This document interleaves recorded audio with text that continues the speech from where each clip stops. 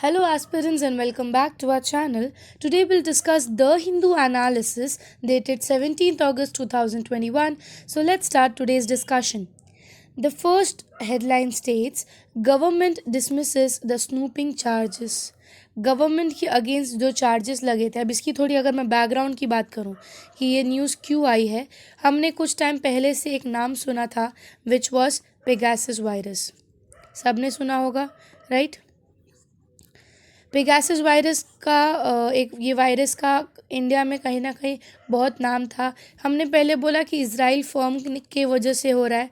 Then हमें बाद में पता चला कि इज़राइल फर्म का ज़रूर बना हुआ है, बट इंडियन गवर्नमेंट जो हमारे हैं वो इसे यूज़ कर रहे थे, जिसके वजह से उनके अगेंस्ट पटिशन साइन हुआ और सुप्रीम कोर्ट ने बोला कि आपको इसका जवाब देना पड़ेगा कि why you have use this virus or why you have used such hacking things for the citizen of India because it is going against your right.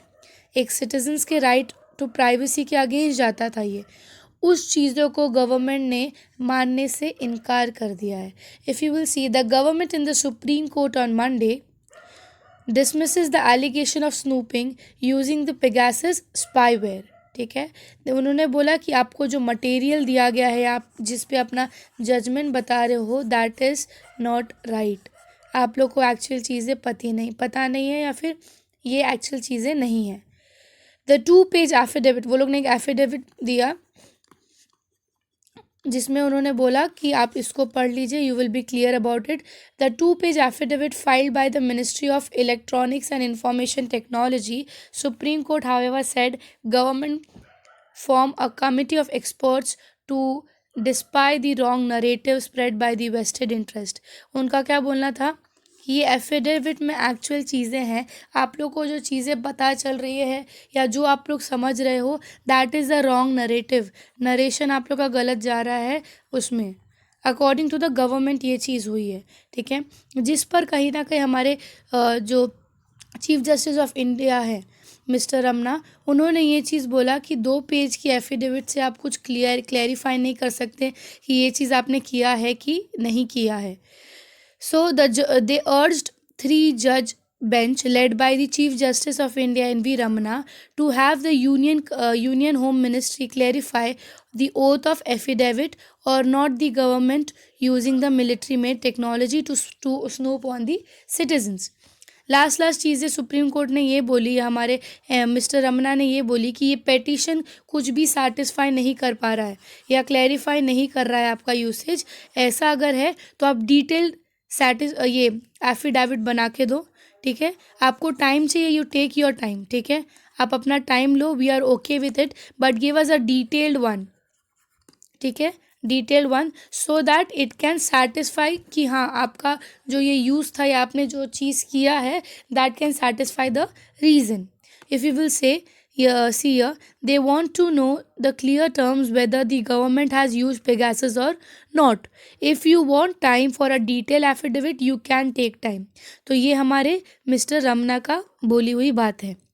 उस पर हमारे मिस्टर मेहता जो हमारे सॉलिसिटर जनरल ऑफ इंडिया है, उनका ये मानना था कि अगर आप डिटेल एफिडेविट भी लोगे तो like if you will see even a detailed affidavit may not appease the petitioner. उनका क्या बोलना है कि अगर हम आपको डिटेल एफिडेविट भी ला के दे दे तो भी जो पेटिशंस या जो पेटिशनर्स हैं वो फिर भी यही चीज़ क्लेम करेंगे. तो इस चीज़ पर वो बात आके अटक गई. अब नेक्स्ट उनकी जो सुनवाई है या जो नेक्स्ट हियरिंग है, दैट इज़ ऑन 31 अगस्त. 31 अगस्त को इसकी नेक्स्ट हियरिंग होने वाली है, जिसमें उन्होंने बोला you can take time and give us a clear detailed affidavit कि क्या क्या सिनेरियो था. सो ये आर्टिकल उससे रिलेटेड था. Now will move to the next news. 2 child policy UP law panel submits different bills draft bill sorry submit draft bill. UP की अगर हम बात करें, यूपी में ये चीज़ आ रहा है कि they have made a draft, और जिसके डिस्कशन के लिए उन्होंने पुट फॉरवर्ड किया है. जो ड्राफ्ट है that is 2 child policy draft. अब ये चीज़ क्यों आया था, क्योंकि ये चीज़ नोटिस किया गया था जब उन्होंने पब्लिक के लिए ये पॉलिसी के बारे में बोला था तो आउट ऑफ 8,500 लोगों में से 8,200 पीपल सजेस्टेड कि या we should have two child policy in UP. ठीक है. After reviewing over the 8,000 suggestions from the public, UP state law commission on Monday has submitted a report and a draft bill of new population control law making. ठीक है. अभी ये जो panel था chairman का, जिसके हेड जो थे जस्टिस आदित्यनाथ मित्तल, उन्होंने बोला कि ये जो बिल है, जिसका एक्चुअल नाम जो है that is UP population control stabilization and welfare policy bill 2021, ये बिल को उन्होंने सबमिट किया है चीफ मिनिस्टर को. एंड ये चीज़ आगे जा रही है. ड्राफ्ट जो है वो अपलोड करवा गया था वेबसाइट पे. आफ्टर अपलोडिंग द वेबसाइट, ये लोगों का सजेशंस आया. जितने भी रिव्यूज़ या सजेशंस आए थे, 8,500 कुछ सजेशन थे, उसमें से 8,200 पीपल सेड कि हाँ, it's good, we should have a two child policy या फिर पॉपुलेशन कंट्रोल बिल. ठीक है. अभी इस पॉइंट ऑफ व्यू से अगर हम देखेंगे, यहाँ पे वोटिंग राइट इनैक्ट करके एक चीज़ दिया है. और ये सब वोटिंग राइट इनैक्ट क्या दिया है, क्योंकि पहले ऐसा बोला जाता था कि अगर जिनके पास 2 चाइल्ड से ज़्यादा चिल्ड्रंस हैं, 2 चाइल्ड से ज़्यादा लोग हैं, तो उनकी वोटिंग राइट्स को वो लोग बार कर देंगे, वोटिंग राइट्स उनको नहीं देंगे. But it is out of a fundamental right. अगर हम राइट टू वोट देखें, राइट टू वोट एक फंडामेंटल है, नेशनल कॉन्स्टिट्यूशनल राइट है जो हर एक सिटीजन्स को दिया है. तो just because of the one policy you can't limit और you can't restrict a person from using it. So ये जो है वोटिंग राइट इनैक्ट, वो उसी के बारे में बोला गया है. The commission adopted the suggestion that special facility extended to PPL who have 1 child undertake the voluntary sterilization. उन्होंने क्या बोला कि जो फैसिलिटीज़ हम बीपीएल, यूपी में ये चीज़ है कि जो बीपीएल के नीचे के पीपल हैं, ठीक है, बिलो पॉवर्टी लाइन के जो लोग हैं, उन्होंने अगर सिंगल चाइल्ड रखा है या सिर्फ 2 चाइल्ड रखा है, तो उनको बहुत सारे स्कीम्स और वेलफेयर फैसिलिटीज़ मिलती हैं. गवर्नमेंट ने ये सजेस्ट किया कि अगर नॉर्मल भी कोई सिटीज़न करेगा तो उनको भी हम सेम फैसिलिटी देंगे, एज वेल एज उनको रिजर्वेशंस भी देंगे, एंड बहुत सारी फैसिलिटीज़ उनको प्रोवाइड होगी. Now from the articles perspective हमारे लिए इम्पोर्टेंट हो जाता है कि ये 2 चाइल्ड पॉलिसी क्या है. ठीक है. इसके क्या रिस्ट्रिक्शंस है, क्या चीज़ें हैं, ऑल दिस थिंग्स. ठीक है. तो will discuss about this 2 child policy. 2 child policy के हिसाब से अगर हम यूपी की बात देखें, यूपी इंडिया में is the most populous state. UP की अगर हम बात करें, यूपी इंडिया का द मोस्ट पॉपुलर स्टेट है. उसमें भी अगर ये जो पॉलिसी आया गया था, ये इट इज़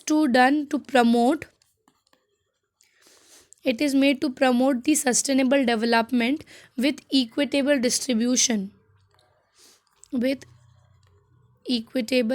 डिस्ट्रीब्यूशन. ये उनके मोटिव है. इस बेसिस पे उन्होंने ये पॉलिसी बनाया है. उन्होंने क्या बोला कि जो कंट्री में या स्टेट में जो भी सिंगल चाइल्ड रखेगा उनको भी फैसिलिटीज़ देंगे, और जो सिर्फ 1 चाइल्ड रख रहा है उनको भी हम रिवॉर्ड देंगे. ठीक है. 1 चाइल्ड पे जो स्टरलाइजेशन करवाते हैं या फिर 1 चाइल्ड पे दे स्टॉप, तो उनको रिवॉर्ड मिलेगा, और जो 2 चाइल्ड पे रोकेंगे उनको बहुत सारे हम फैसिलिटीज़ देंगे. सो ऑन दिस ईयर जब हमारा ये था पॉपुलेशन डे जो मनाया जाता है, सो यूपी ये पॉपुलेशन डे के दिन यूपी ने ये बिल लाया. ठीक है, कि हमारा एम है 2001 से लेके 2030 तक हम हमारा पॉपुलेशन जो है उसको कंट्रोल करेंगे according to the UP government. ठीक है. एंड उनका दूसरा चीज़ अंडर दिस ईयर में क्या है कि they will decrease the total fertility rate. ठीक है. फर्टिलिटी रेट इज़ बेसिकली जब बेबी या कोई चाइल्ड का जो फर्टिलिटी मतलब बर्थ रेट बेसिकली हम मान सकते हैं. सो उनका ये भी मोटिव है कि between this year they will control the fertility rate of UP. ठीक है. ना ही यूपी बट यूपी को छोड़ के और भी स्टेट्स हैं जो कि सेम पॉलिसीज़ यूज़ करते हैं टू कंट्रोल दी पॉपुलेशन. ठीक है. अब इसके मेन प्रोविजंस अगर हम देखें या सोल एम क्या था इसका, तो ये कहीं ना कहीं है बेसिकली टू ये रिप्रोडक्टिव और डेवलपमेंट ऑफ द स्टेट.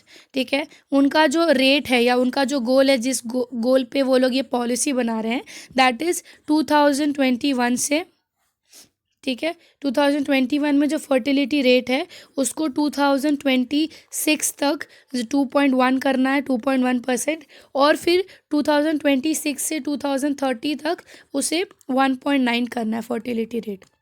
अभी जो करंट है उससे उसको 2.1 करना है एंड देन 1.9 का पर्सन का फर्टिलिटी रेट लाना है उस स्टेट में, जिसके वजह से उन्होंने बोला कि हम पेरेंट्स को अलग अलग इंसेंटिव्स देंगे। अब अगर इंसेंटिव्स की बात करें तो क्या इंसेंटिव्स के बारे में वो लोग बोल रहे हैं। सबसे पहली चीज़ अगर हम ये देखें, जो लोग ये पॉपुलेशन बिल को मान रहे हैं, ये लोग जो सपोर्ट करेंगे, उनको 2 additional increment during the entire service, promotions हम बोल सकते हैं, 2 प्रमोशंस अलग अलग लेवल पे दिया जाएगा उनको। दूसरी सब्सिडीज़ प्रोवाइड किया जाएगा, ठीक है, subsidy towards purchase of plot, any land, house, ठीक है, हाउस साइट, ये सब जगह पर उनको सब्सिडी दिया जाएगा from the housing board and development authority, ठीक है। देन उसके बाद उनके लिए जो यूटिलिटी चार्जेस है, वाटर, इलेक्ट्रिसिटी, वो हाउस टैक्स, वाटर टैक्स, उसमें थोड़ा सा चेंजेस किया जाएगा, थोड़ा सा रिडक्शन किया जाएगा इन दी टैक्सेस। जो ये सब यूटिलिटी हाउसेस टैक्सेस हमारे हो गए, जैसे घर के रिलेटेड जो भी होता है उनके लिए उनके टैक्सेस थोड़े कम किए जाएंगे। Then preference to the single child in the admission of all the education institution, उनका जो फर्स्ट चाइल्ड होगा उनको जो इंस्टीट्यूट में एडमिशन दिलवाना होगा वो दे पाएंगे बाय शोइंग कि हाँ they have control the population, या ये उनकी स्कीम के अंडर आता है। उसके बाद अगर इनके पास सिंगल चाइल्ड है, और हमने बोला था जो रिवॉर्ड के बारे में, if they have single child so preference to the single child in government job, तो ये भी उनको एक फैसिलिटी दिया जाएगा कि if you only have a single child, उस बच्चे को हम गवर्नमेंट जॉब की फैसिलिटी प्रोवाइड करेंगे। एंड दूसरी चीज़ है free health care facilities and insurance coverage, ठीक है, health care and insurance coverage का भी फैसिलिटीज़ उनको दिया गया है। जब तक बच्चा 20 साल का ना हो जाए तब तक वो इस फैसिलिटीज़ का यूज़ कर सकते हैं। तो ये सब इंसेंटिव्स हैं जो उस पॉपुलेशन या उस पेरेंट्स को मिलेगा जो कि ये पॉलिसी फॉलो करेंगे। अब हम बात करते हैं कि जो पॉलिसी के अंडर नहीं आ रहे हैं, जो 2 से ज़्यादा बच्चे रख रहे हैं या जिनके 2 से ज़्यादा बच्चे हैं, उनको सबसे पहले जो गवर्नमेंट स्पॉन्सर्ड वेलफेयर स्कीम्स हैं, वेलफेयर स्कीम्स से उनको बाहर कर दिया जाएगा। They will be not be able to enjoy the welfare schemes provided by the UP government. दूसरा, राशन कार्ड में जो है उनका यूनिट जो है 4 पर रोक दिया जाएगा। 4 मतलब राशन कार्ड का एक प्रॉपर स्कीम होता है नंबर ऑफ़ मेंबर्स का, तो उनके राशन कार्ड को अफेक्ट किया जाएगा, क्योंकि बहुत लोग राशन कार्ड पे अपना डेली जो ग्रेन्स होता है ये सब लेते हैं, राशन कार्ड। दूसरा, प्रमोशन इन गवर्नमेंट सर्विसेज उनको नहीं मिलेगा, प्रमोशन इन गवर्नमेंट सर्विस उनको नहीं दिया जाएगा। तीसरी बात करूँ, सब्सिडी उनको नहीं प्रोवाइड की जाएगी जिनके 2 से ज़्यादा बच्चे हैं या होंगे, ठीक है। गवर्नमेंट जॉब के लिए ये एप्लीकेबल नहीं होंगे वो लोग जिनके 2 से ज़्यादा बच्चे हैं, they are will not be applicable for government job. And last चीज़ इज़ इलेक्शन में बॉडी में लाइक कंटेस्टिंग इलेक्शन नहीं कर पाएंगे, या फिर फॉर कंटेस्टिंग इलेक्शन के मेंबर नहीं बन पाएंगे। वोटिंग राइट उनका रहेगा, but if they want to contest election वो नहीं कर पाएंगे if they have more than 2 children. So this is all about the states. UP state की जो पॉलिसी उन्होंने लाई है। दूसरी स्टेट की अगर मैं बात करूँ तो आसाम हो गया, कर्नाटका हो गया, वहाँ पर भी ये 2 चाइल्ड पॉलिसी इम्प्लीमेंटेड किया गया है और चल रहा है, ठीक है। At least 12 states of the some point have implemented the same thing. Bihar, Himachal Pradesh, Madhya Pradesh, Gujarat, Orissa, Chhattisgarh, Andhra Pradesh, Rajasthan, Haryana, ये लोग ने भी कहीं ना कहीं ये पॉलिसी का अडेप्टिव अभी उतना अच्छे से नहीं हुआ, बट हाँ they are trying their best कि वो भी ये पॉलिसी ला सकें। So this was all about the 2 child policy जो यूपी लाने की बात कर रहा है। Now we'll move to the next news. It states the message from IPCC report. IPCC की अगर हम बात करें तो ये ऑलमोस्ट 1 वीक से चल रहा है, तो उसमें हमने IPCC क्या होता है वो पढ़ा, देन पेरिस एग्रीमेंट क्या होता है वो पढ़ा, IPCC का रिपोर्ट क्या बता रहा है या किस वे में फंक्शन होता है, जिसमें हमने वर्किंग ग्रुप्स के बारे में पढ़े थे। वर्किंग ग्रुप 1, 2, 3, ठीक है, अब ये जो आर्टिकल है, ये आर्टिकल क्यों आया है, तो हमारा जो आईपीसीसी का रिपोर्ट निकला, हमारा वर्किंग ग्रुप जो 1 है, सॉरी, वर्किंग ग्रुप 1 ने अपना 6th असेसमेंट निकाला, रिलीज़ किया था। तो सिस असेसमेंट रिलीज़ पर उन्होंने क्या क्या चीज़ें बताई हैं कि क्या कॉन्सिक्वेंसेस हो चुके हैं, उनका बेसिक रिपोर्ट ये पूरा आर्टिकल हमें शो करता है कि रिपोर्ट उनकी क्या बात कर रहा है। सबसे पहली चीज़ अगर मैं बोलूँ इनकी एनालिसिस की या फाइंडिंग ऑफ द रिपोर्ट जो है, तो बेसिक एनालिसिस अगर हम बताएं कि वो रिपोर्ट क्या बता रहा है, सबसे पहली चीज़ ये बोल रहे हैं वो लोग कि there is an increase in the temperature, ठीक है, हाई एक्यूरेसी और रीजनल असेसमेंट के हिसाब से, जिसमें साउथ एशिया को भी इन्होंने इंक्लूड किया है। उन्होंने बोला अभी हमारा surface temperature has already increase to 1.07 degree Celsius. हमारा टेम्परेचर ये ऑलमोस्ट इंक्रीज अब हो चुका है, ठीक है। Since the pre industrial era हमारा टेम्परेचर इतना ऊपर आ चुका है। दूसरी चीज़, क्लाइमेटिक चेंज का इम्पैक्ट जो है हमारे एटमॉस्फेयर, ओशन, लैंड, ठीक है, ये सब पे बहुत ड्रास्टिक चेंज आ चुका है बिकॉज ऑफ दिस क्लाइमेटिक, और we can say because of the global warming. उसके बाद नेक्स्ट अगर मैं बात करूँ तो ये जो हमारा स्ट्राइकिंग चेंज हुआ है, इसने सिर्फ हमारे एटमॉस्फेयर, लैंड या ये सब को नहीं, बट कहीं ना कहीं हमारे इनहेबिटेंट्स जो हैं, ये चीज़ ये रिपोर्ट बताता है कि वर्ल्ड में ऐसा कोई भी एक पार्ट नहीं होगा जहाँ पे ग्लोबल वार्मिंग का इफ़ेक्ट नहीं दिख रहा है, या जहाँ पे ग्लोबल वार्मिंग की वजह से चेंजेस नहीं दिखे हों। ईच एंड एवरी पार्ट जहाँ पे लोग नहीं रहते, अगर मैं आप लोग को एंड ये नीचे की बात करूँ, दैट इज़ अंटार्कटिका या आर्टिक, वहाँ तक पे इसके चेंजेस दिख रहे हैं। तो ये रिपोर्ट वो बात बताता है कि ये वर्ल्ड में ऐसा एक पार्ट नहीं है जो कि अनटच नहीं रहा है, इट इज़ बीन सब जगह इम्पैक्ट दिख रहा है। उसके बाद एक चीज़ बताई है एरोसोल के बारे में कि एरोसोल ने कहीं ना कहीं जो ग्रीन हाउस एमिशन है या जो पॉपुलेशन हो रहा है, वार्मिंग हो रहा है, उसको रिड्यूस करने की कोशिश की है थोड़ी सी, ठीक है। सो जो हमारा इम्पैक्ट हमारा ग्लोबल वार्मिंग की वजह से हो रहा है, जो एमिशंस की वजह से हो रहा है, वो हमारे एरोसोल ने कंट्रोल करने की कोशिश की है। अभी अगर मैं एरोसोल बोलूँ कि एरोसोल होता क्या है, एरोसोल सिंपल का उसका मतलब क्या है कि aerosol is a mixture of all the solid particles, ठीक है। एयर में जो सॉलिड पार्टिकल्स है जो मिलकर लिक्विड ड्रॉपलेट बनते हैं, ठीक है, उसको हम एरोसोल बोलते हैं। एरोसोल आपके नेचुरल्स भी हो सकते हैं और ह्यूमन मेड भी हो सकते हैं। अगर नेचुरल की बात करूँ तो हमारा फॉग हो गया, डस्ट, फॉरेस्ट एक्सुडेट्स हो गए, गीजर्स हो गए, ये सब जो हो गए हमारे नेचुरल एरोसोल्स हो गए। और ह्यूमन मेड में हम जो स्मोक करते हैं, एयर पोल्यूशन करते हैं, वो इज़ द ह्यूमन मेड। तो यहाँ पे कहीं ना कहीं हमारे जो नेचुरल एरोसोल्स हैं, उन्होंने हमारे एमिशंस को थोड़ा कंट्रोल करने में मदद किया है। They have tried to reduce the greenhouse emission gases almost by a third, ठीक है, ऑलमोस्ट बाय अ 1/3 हम बोल सकते हैं, वाई 1/3। Methane reduction while needed overall a significant only a part of end game, a drastic reduction of aerosol lead to an increase in warming, ठीक है। तो जहाँ पर एरोसोल ट्राई कर रहा था कंट्रोल करने का, बट वहीं पे यूज़ ऑफ मोर मीथेन, ठीक है, यूज़ ऑफ मोर मीथेन की वजह से चीज़ें और ख़राब हो गई हैं, जो एरोसोल, जिसकी वजह से हमारा एरोसोल भी बहुत ज़्यादा इम्पैक्ट कर रहा है। उसके बाद नेक्स्ट अगर उनकी हम इस पैराग्राफ की बात करें, ये पैराग्राफ बेसिकली हमें बताता है कि साइंटिफिक चेंजेस होने की वजह से क्या क्या रेपरकशंस हो सकते हैं। हमारा क्लाइमेट जो टेम्परेचर है, वो टेम्परेचर 0.5 डिग्री से लेके 4.0 डिग्री तक का इंक्रीज़ कर सकता है as compare to the last assessment. जो लास्ट 5th असेसमेंट हुआ था उसके कंपैरिजन से अभी का असेसमेंट हमें ये चीज़ बताता है कि इतनी इंक्रीज़ हो सकती है।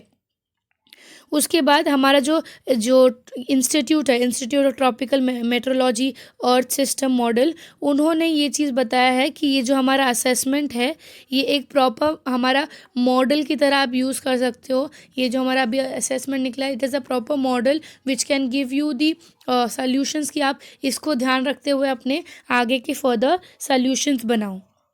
Then next thing is the restrict cumulative emission. As the major finding of the report is that the air pollution reduction and the steep climatic change mitigations are not only the complementary goal, but it requires an independent efforts.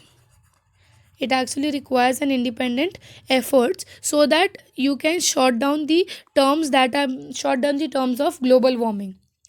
The truly concentrating the news through the global north is that the message it reach that कि अभी इनका क्या इस simple बोलना है कि आप net zero मत लाओ, आप नेट ज़ीरो लाने की भी कोशिश करोगे तो भी नहीं कर पाओगे. नेट ज़ीरो क्या है कि ये जो ग्रीन हाउस एमिशन आप कर रहे हो उसको ज़ीरो पे लाके ख़त्म करो, या जितना आप कार्बन प्रोड्यूस करते हो उतना कार्बन आप यूज़ करो. नेट ज़ीरो उसका उसका मतलब है.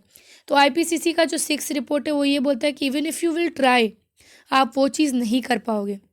If you will see here, equitable cumulative emission target and not net zero is the key achieving Paris agreement temperature goal.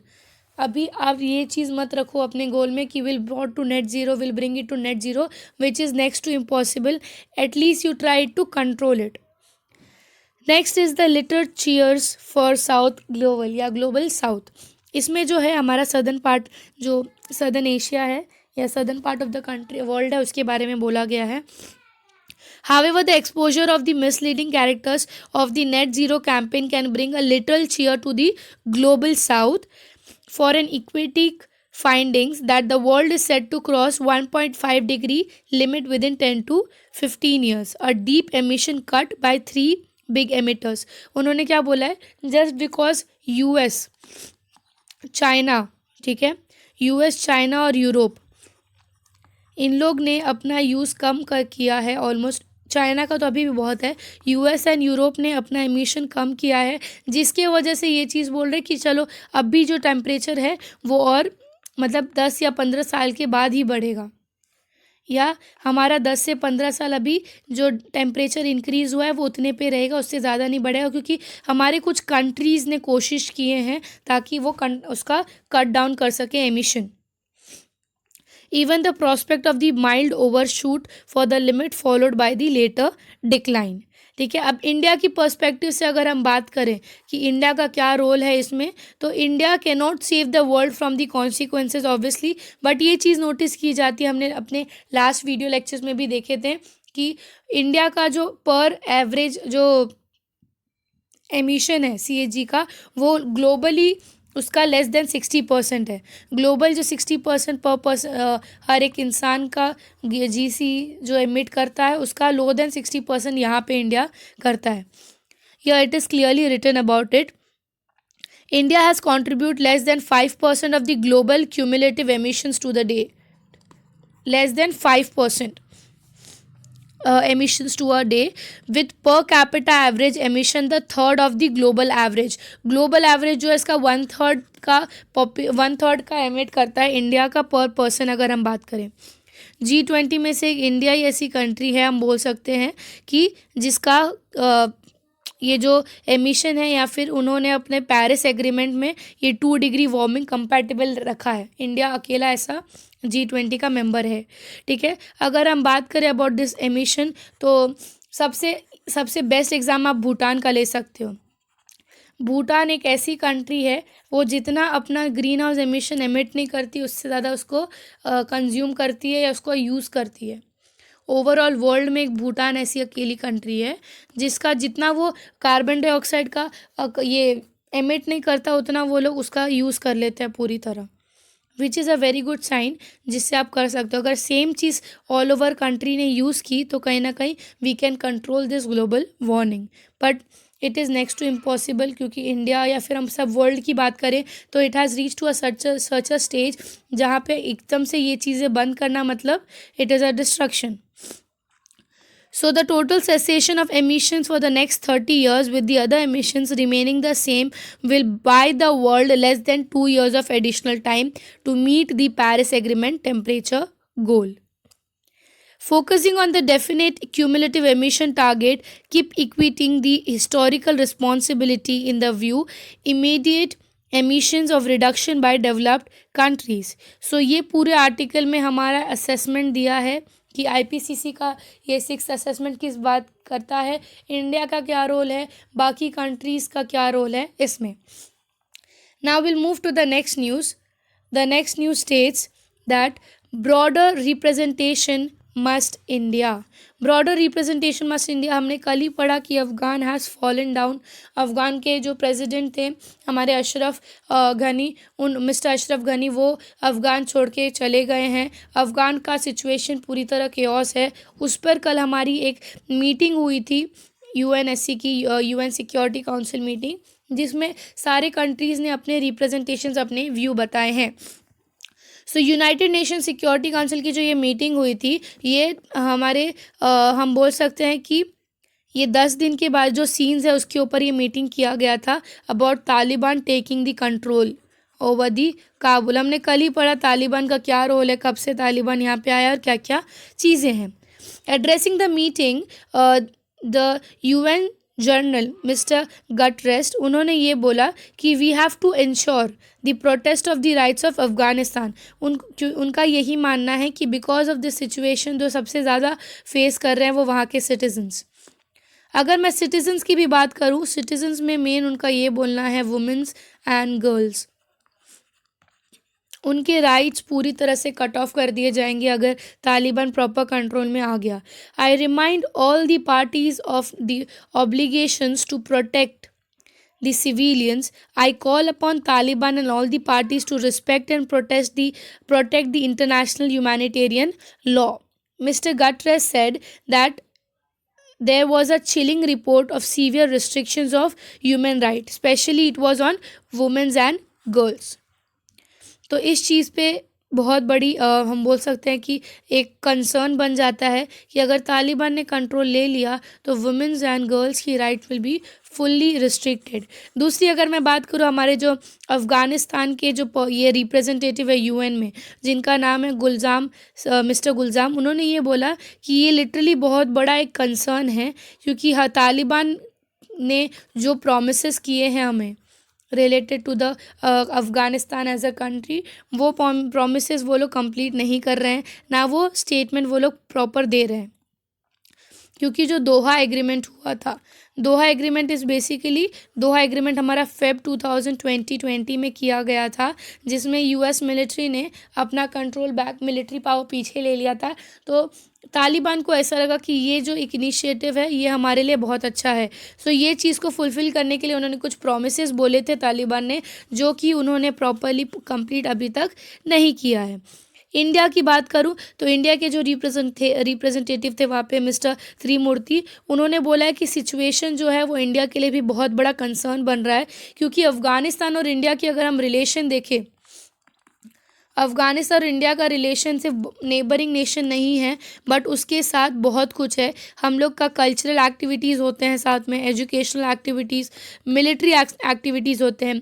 India provide them the military services, ठीक है, man power training, ये सब India और अफ़गानिस्तान के relation में include होता है. तो ये एक बहुत बड़ा कंसर्न हो जाएगा अगर ये चीज़ हुआ, बिकॉज इंडिया के लिए Afghanistan is one of the important country. इनका अगर हम इंटरनेशनल रिलेशन के पर्सपेक्टिव से बात करें तो ये कहीं ना कहीं जो वायलेशन होगा fundamental rights of the Afghan citizen, it is the biggest chaos according to the mister Tirumurti who is the representative of India in UN. So उनका भी यही कंसर्न था कि जो वुमेंस की वॉइस है उसको बंद कर दिए जाएंगे, चिल्ड्रंस का नहीं सुनाया जाएगा. वुमेन्स हुए, ठीक है, देन चिल्ड्रंस में गर्ल्स बॉयज़ दोनों हम ले सकते हैं. देन माइनॉरिटीज़, ठीक है, ये लोग के बारे में नहीं सोचा जाएगा अगर तालिबान पावर में आ गया. तो that is one of the biggest concern. दूसरी चीज़, American ambassador Linda Greenfield said the civilians, journalists and the non-combatant must be protected. US said Afghanistan cannot ever again be the base of terror. इसके साथ China ने अपना view point join किया, या China ने अपना ओपिनियन बताया, stating that China के जो डेप्यूटी रिप्रेजेंटेटिव थे गैंग शुआन,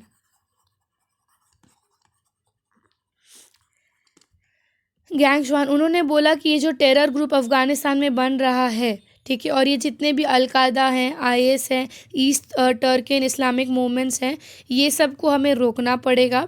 चाइना ने ये चीज़ भी बोली कि अफ़गानिस्तान जो अफ़गान तालिबान है, सैटरडे को जो वॉर हुआ या जो एंडिंग हुआ वो उस चीज़ उस तरीके से नहीं होना चाहिए, and will go with a third way और द मिडल वे, ताकि हम अगेन अफ़गान में अफ़गान गवर्नमेंट हम इस्टेब्लिश कर पाए। ठीक है, सो इनका ये मानना है कि will have again a proper dialogue या फिर proper we can say negotiation, ताकि हम अफ़गान में प्रॉपर गवर्नमेंट का इस्टेब्लिशमेंट वापस से कर सके। So this news talked about the UNSC, that is UN security council की मीटिंग में क्या क्या डिस्कस हुआ, हर एक रिप्रेजेंटेटिव का क्या क्या बोलना था।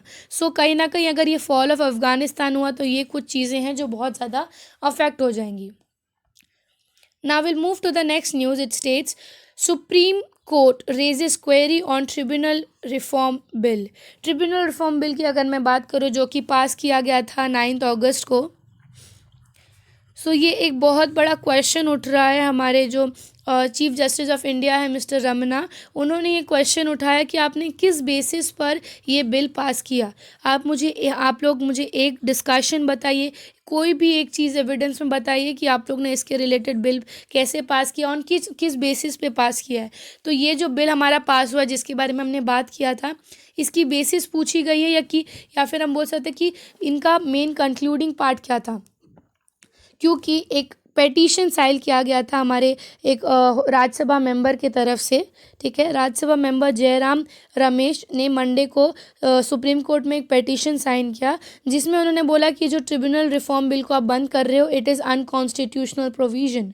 क्योंकि इसके वजह से सुप्रीम कोर्ट ने क्या बोला, सुप्रीम कोर्ट ने भी जब ये चीज़ आया था सुप्रीम कोर्ट ने उसको स्ट्रक डाउन कर दिया था, या फिर रिजेक्ट बोल सकते हैं कि हम ये एक्सेप्ट नहीं करेंगे। सुप्रीम कोर्ट ने उस टाइम पे बोला था कि ये ऑर्डिनेंस को हम तो पास नहीं करेंगे, बट गवर्नमेंट ने अपने अपने अंदर उसको पास किया। तो हमारा जो ये पिटीशन साइन हुआ इनका ये बोलना है कि ये इट इज़ अनकॉन्स्टिट्यूशनल। और दूसरी चीज़ जो इसमें आपने बिल में लाया है, इसके वजह से क्या हो सकता है कि गवर्नमेंट के हाथ में या जुडिशल के हाथ में ज़्यादा पावर आ जाएगा when it's related to the appointment, service, qualification. So there will be more independent powers in the hands of government or the we can say the government only. So जिसकी वजह से ये चीज़ आया। If you will see here, सबसे पहले चीज़ supreme Court ने ये challenge किया गवर्नमेंट में कि आप हमें मटेरियल दिखाओ, हमें रीज़न दिखाओ कि आपने किस बेसिस पे ये बिल को पास किया है या किस बेसिस पे हमारे 9 अपीलेंट ट्रिब्यूनल्स को कैंसिल किया है। तो ये जो 3 बेंच का ये जो मीटिंग है या ये जो केस है वो 3 बेंच देख रहा है, headed by N V. Ramana, mister Ramana. तो ये इनके अंडर ये बिल आया है या ये केस आया है। उन्होंने बोला कि आप जस्टिफाई करो कि आप किस बेसिस पे क्यों, आप हमें प्रॉपर डिबेट बताओ कि कहाँ पे हुआ है। The bill was replaced by the late one, that was the tribunal reform condition ordinance, उससे रिप्लेस किया गया था। और इसके चेयरमैन जो हैं इन्होंने सुप्रीम कोर्ट ने पहले स्ट्रक डाउन कर दिया था इस चीज़ को, बट देन ऑल्सो ये जो है लोकसभा में इंट्रोड्यूस किया गया 2 अगस्त को, एंड 9 अगस्त को इसको पास कर दिया गया। इंस्पाइट जो ऑर्डिनेंस कोर्ट ने मना किया था तब भी उसको पास कर दिया गया था। तो इसके लिए बहुत बड़ा क्वेश्चन बनता है कि आप कर क्या रहे हो, आप चाहते क्या हो, आप ट्रिब्यूनल को चलाना चाहते हो या किस वे में आप अपना पावर प्रैक्टिस करना चाहते हो। क्योंकि यहाँ पे इफ़ यू विल सी, और क्योंकि जब भी सुप्रीम कोर्ट ने सेंट्रल गवर्नमेंट को ये बोला कि show us where you are appointing the जजेस फॉर ट्रिब्यूनल या where you are appointing the members, तो हमेशा से उनका ये आया कि we are working on it.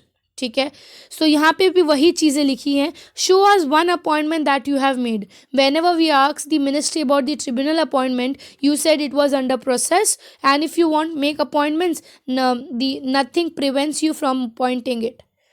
So इस पर हमारे जो सॉलिसिटर जनरल ऑफ इंडिया है मिस्टर तुषार मेहता, उन्होंने बोला कि हमने एक ट्रिब्यूनल में एक रिक्रूटमेंट अभी किया है और भी रिक्रूटमेंट होंगे।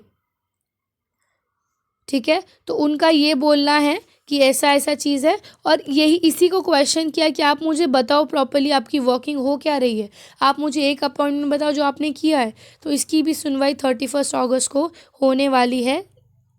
लेट्स सी क्या चीज़ इस पे बोला जाता है। The last news states how Taliban took control without a fight. ये न्यूज़ अगर मैं बोलूँ, ये न्यूज़ आपके लिए एक प्रॉपर आंसर राइटिंग का मैटर बन सकता है कि क्या क्या चीज़ें हुई, कहाँ से ये चीज़ें स्टार्ट हुई। सबसे पहली चीज़, ये जो तालिबान का कंट्रोल का बात हुआ, ये चीज़ ऐसा बोला जाता है 22 Feb 2020 से तालिबान का कंट्रोल अफ़गानिस्तान पे चालू हुआ, या ये जो भी डील्स या जो भी चीज़ें हैं वो तब से स्टार्ट हुई। कैसे? अगर सबसे पहले हम देखें, जैसे मैंने आपको बोला एक दोहा एग्रीमेंट के बारे में। सो ये एग्रीमेंट के अंडर यूएस ने अपनी मिलिट्री वापस ले ली थी, जिसकी वजह से अफ़गान को लगा कि अब हमारा पावर वापस आ सकता है। So the road to the final victory started from the agreement that was signed on Feb 2021. It was signed on Feb 2021, जिसमें हमारे ट्रम्प एडमिनिस्ट्रेशन ने एक स्पेशल एनवॉय अपॉइंट किया था, जो कि अफ़गानिस्तान से सारे अपने यूएस मिलिट्री को वापस लेके आएंगे।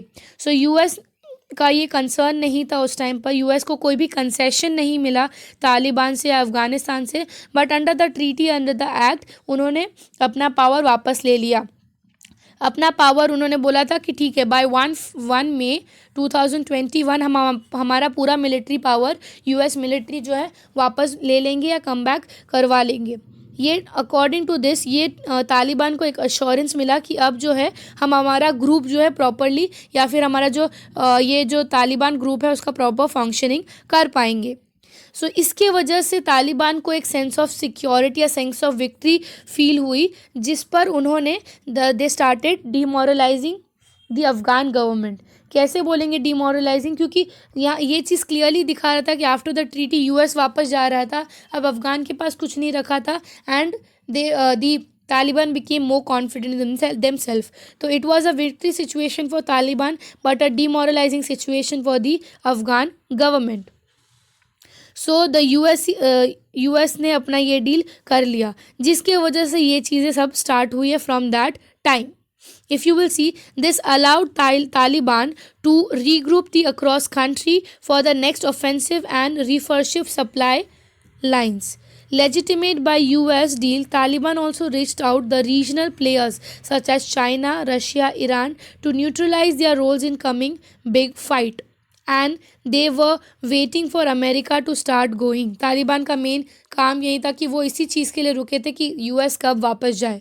उसके बाद घनी फैक्टर बोले, जो कि हमारे प्रेसिडेंट कल छोड़ के चले गए हैं, तो उनके पर्सपेक्टिव से अगर हम बोलें, जो हमारे मिस्टर घनी है, उनका एडमिनिस्ट्रेशन 2014 और 2019, ये 2 साल, मतलब 2 कॉन्जिक्यूटिव टाइम से वो ये इलेक्शंस जीते हैं, बट ये बहुत डिस्प्यूटेड रहा है, क्योंकि ये जो दोनों साल वो जीते हैं, it was because of US military के इंटरफेरेंस की वजह से मिस्टर घनी को उतने अपॉर्चुनिटी मिले ताकि जिसकी वजह से वो प्रेसिडेंट बन पाए थे। नहीं तो उनके जो मेन राइवल थे मिस्टर घनी के, अब्दुल्ला, जो कि आई थिंक सो वहाँ के सिक्योरिटी चीफ है करंटली, वो चाहते, वो he was also there for contesting the election, but because of US military हमारे मिस्टर अशरफ गनी को ये मौका मिला था। दूसरी चीज़, अगर हम अशरफ गनी की पर्सनालिटी के बारे में बात करें, तो उनके बारे में ये बोला गया था, he was more of a the impulsive, we can't say impulsive, but हाँ, उनकी पर्सनालिटी बहुत अच्छी थी। क्यों बोल सकते हैं? क्योंकि उनका participation in this was not from this time only. हमारा वर्ल्ड बैंक जब बना था, he was one of the former economist of world bank, ठीक है। उन्होंने बहुत सारे फेल्ड स्टेट्स का इम्प्रूवमेंट किया था, बट अफ़गानिस्तान के केस में कहीं ना कहीं वो फेल हो गए थे। So Mr. Ghani, the former world economist who was specialized to build the failed state, command over at least all the countries, but it was failed when it came to Taliban or anti-Taliban, that was Afghanistan. He tried to weaken the former world lord in the name of strengthening the nation forces and the political basis. But ये चीज़ देखा गया था कि घनी administration यहाँ पर in context तो अफ़गानिस्तान उतने अच्छे से नहीं चल पाया, एंड लास्ट सिचुएशन हमने देखा कि घनी छोड़ के चले गए थे। उसके बाद यूएस का विड्रॉवल हो गया था। यूएस का विड्रॉवल वहाँ से होने की वजह से तालिबान को ज़्यादा पावर आ गई थी। एंड लास्ट चीज़, नो फाइट बोला गया है, is basically without a fight. ये चीज़ एस्टिमेट किया गया था उधर हम बोल सकते हैं कि वर्ल्ड पावर्स ने एस्टिमेट किया गया था कि जो सिचुएशन चल रहा है, विद इन 90 डेज़ तालिबान जो है अपना कंट्रोल कर लेगा अफगानिस्तान पे। बट 90 डेज तो बहुत दूर की बात है, विद इन 1 डे सिचुएशंस कुछ और हो गए। सो ये जो वर्ल्ड का या फिर वर्ल्ड पावर्स का ये बोलना था कि 90 डेज में होगा, it was completed in 1 day only, without any fight, without any proper negotiation. And 14 अगस्त को हमने एट लास्ट देखा, देश अनाउंस्ड कि they are the Islamic Emirates of Afghanistan and the fall of Kabul. And currently this is the situation. देखते हैं UNSC अब क्या करता है, आगे नेगोशिएशन किस लेवल पे जाती है, क्या डिसीजंस दिया जाता है। So this was all about today's news. I hope you have understand the news, and if you liked the video, do like and subscribe the channel. Thank you so much.